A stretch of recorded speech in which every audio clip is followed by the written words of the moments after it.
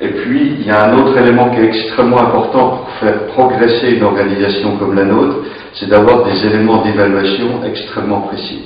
Donc là, à travers les outils Catalyse qu'on a développés avec l'Université de Besançon et la County, ça nous permet aujourd'hui d'avoir un système d'évaluation de toutes les structures en France. Alors, c'est un vrai travail lourd, puisqu'il faut non seulement avoir élaboré un questionnaire extrêmement important, je crois qu'il y a pratiquement 600 questions qui sont posées à tous les jardins cocagne de France. Non seulement c'est fait par écrit, mais en plus il y a toute une assistance téléphonique qui a été organisée pour être sûr d'avoir des réponses exploitables. Mais ces réponses exploitables nous permettent aujourd'hui d'être un des rares réseaux en France à avoir une vue très précise de son organisation technique, de sa viabilité économique et puis surtout de tous les éléments sociaux, puisqu'il y a beaucoup de public en difficulté dans ce pays, mais en fait il y a des observatoires un peu éclatés un peu partout, mais très peu de données extrêmement précises.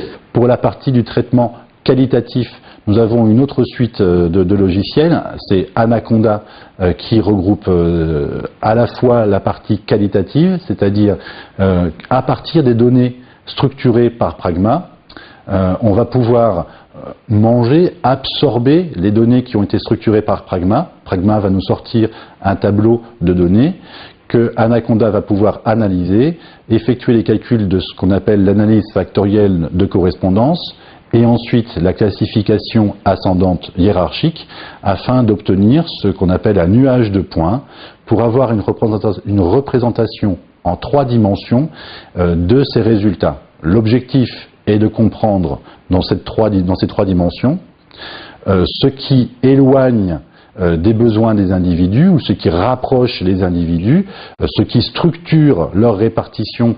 Donc l'ADAPI de Besançon a utilisé la méthode Catalyse depuis une dizaine d'années pour mener à bien 3 expériences au total, 3 expériences de création d'outils, de suivi des usagers qui sont des personnes handicapées mentales à tous les âges de la vie. Ça nous a permis, les 2 premières expériences ont permis à l'association de mieux cerner les besoins pour le suivi des attentes des usagers. Et puis la dernière expérience qui est en cours de finalisation va nous permettre d'instaurer un outil de suivi transversal des parcours des usagers à travers toutes les activités de l'association, toutes les structures de prise en charge. Donc c'est une expérience qui est innovante pour nous et qui nous permet de retirer à la fois des enseignements du parcours individuel des usagers et puis également des enseignements sur le niveau d'évolution des structures de prise en charge de ces usagers. Voilà donc les 2 grands logiciels. À cela vont s'ajouter 2 autres outils très importants. Tout d'abord, j'ai commencé en expliquant qu'on allait confronter les résultats des besoins des populations aux ressources du territoire. Donc il faut pouvoir organiser la collecte des ressources du territoire. Pour ce faire, nous avons une spécification que nous avons menée dans le cadre de la County pour organiser des répertoires de ressources et de services territoriaux. Et ces répertoires, nous les organisons en ligne également sur Internet. C'est ce qu'il y a de plus simple à la fois pour la collecte, la structuration, la collecte et la consultation, donc l'exploitation.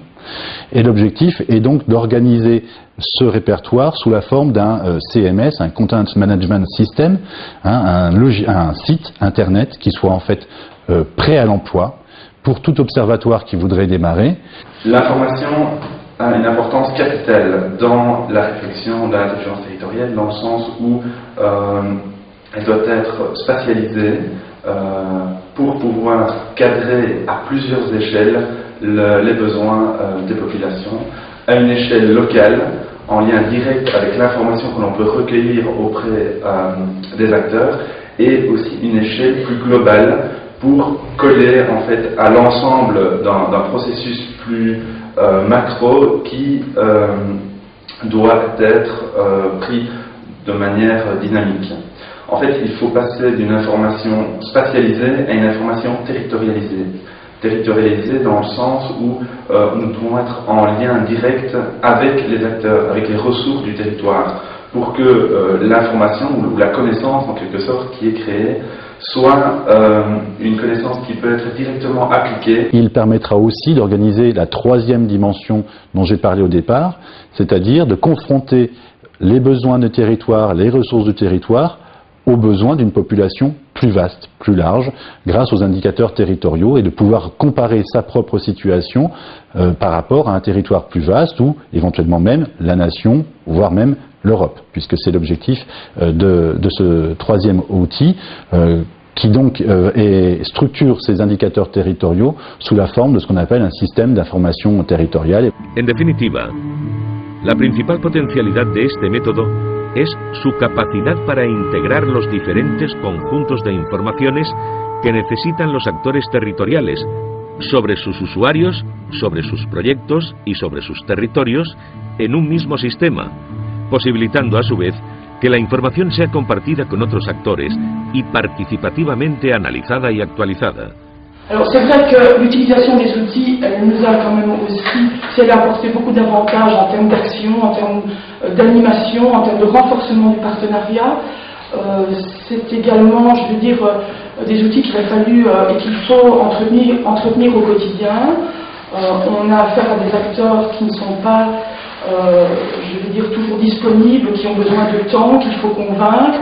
Nous sommes une petite équipe et donc nous n'avons pas toujours les moyens techniques pour entretenir cette mobilisation. Donc une des difficultés est vraiment de s'investir au quotidien pour accompagner les partenaires.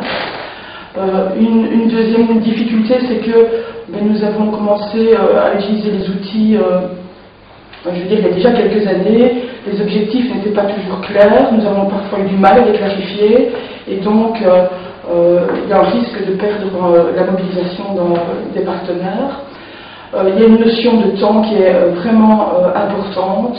Je veux dire, on ne peut pas travailler sur un diagnostic de territoire, en ce qui nous concerne en tout cas, la notion de temps est vraiment importante.